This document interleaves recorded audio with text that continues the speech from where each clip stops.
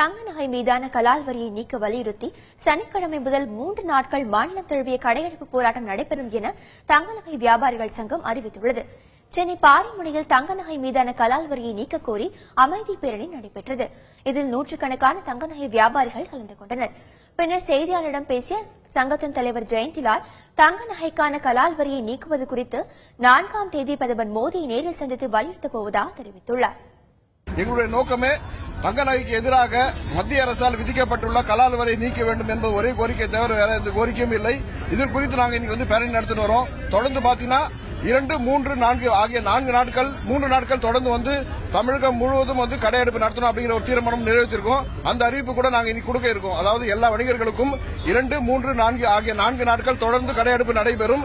இதன் வாயிலாக மத்திய அரசுக்கு எங்களுடைய எதிர்ப்பை நாங்கள் முழுவதுமாக தெரிவிக்கிறோம். அது மட்டும் இல்லாமல் 4ஆம் தேதி அன்று பாரத பிரதமரை டெல்லியில் சந்திச்சு எங்களுடைய கோரிக்கையை வைக்கிறோம்னு வச்சிருக்கோம். ஏன்னா பிரதமர் எங்களுக்கு நேரம் ஒதுக்கி இருக்காரு சந்திக்கிறதுக்காக. அதுக்காக 4ஆம் தேதி நாங்கள் டெல்லி பயணம் மேற்கொண்டு இருக்கிறோம். அதுவரை தொடர்ந்து கடைகள் அடைக்கப்பட்டு இருக்கும்.